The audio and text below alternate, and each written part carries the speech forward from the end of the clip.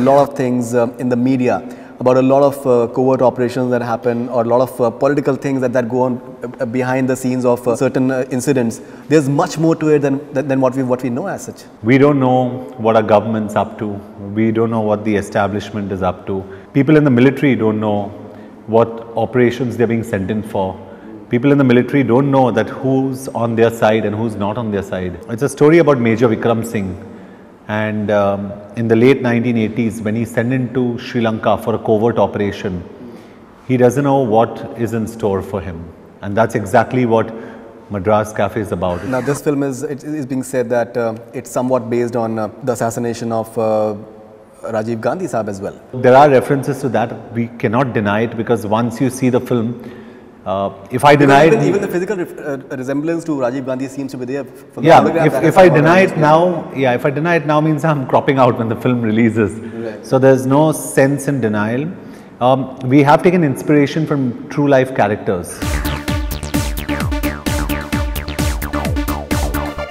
जो हम देखते हैं, सुनते हैं, सच सिर्फ उतना नहीं होता.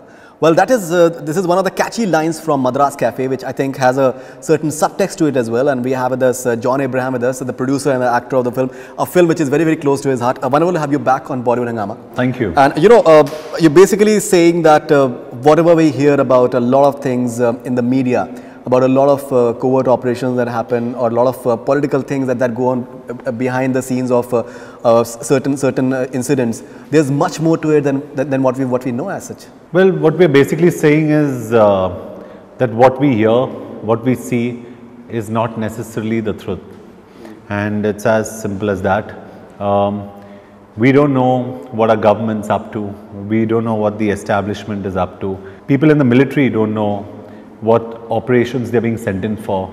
People in the military don't know that who's on their side and who's not on their side. So it's a story about Major Vikram Singh. And in the late 1980s, when he's sent into Sri Lanka for a covert operation, he doesn't know what is in store for him.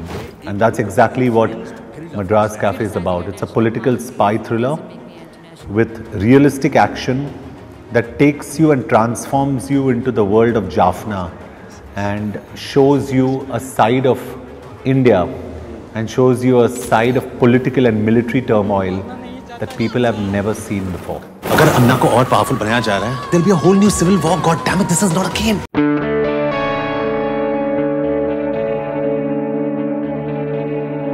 Okay, and now this film is being said that it's somewhat based on the assassination of Rajiv Gandhi sahab as well. How truth is that? Well, we've used the political backdrop of the Jaffna conflict with the Tamils wanting freedom. We've based this film on true incidents that have happened, but we've gone on record and we categorically say that this is a work of fiction.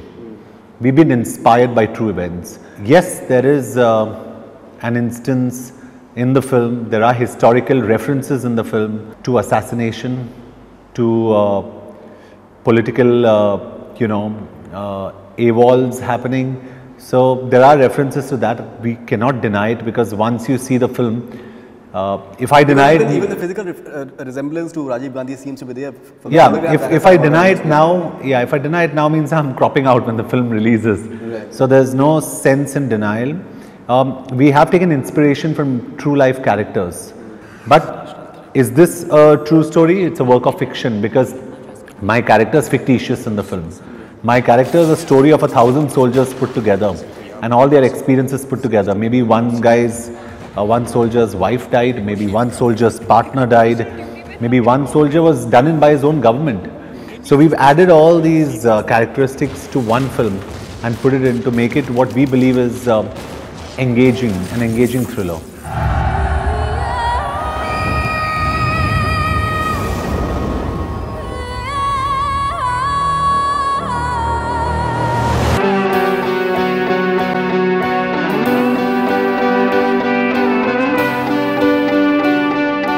Once again, talking about the Rajiv Gandhi bit of it, the references in the promo as well, that ex-PM is being targeted and there may be something around it. Because somewhere when you're doing something of this sort, the government is in power as of now. Do you have someone approached you that they want to see the film, and any apprehensions about that? Because you're facing just opposition from the Tamil groups. I'll come to that later, and I think certain groups are opposing that. We've been approached by not only the government but by the opposition as well to show the film. Right. We've been there's a petition filed against us in Madurai to stall the release of the film. There have been Tamil groups down south that don't want this film to see the light of day. But you know, Shujit and I, director and producer, leave aside the actor, but director and producer, go on record and say we made an honest film. The film's based on fiction. All objection today is because of speculation. We believe that we've not taken any sides in this film. No sides. This film is not pro any party, not pro any religion, not pro any establishment, not pro any rebel group, nor is it anti any of these. So it's not pro, it's not anti. We've walked the thin red line, and I think Shujit has done a great job by telling a great story.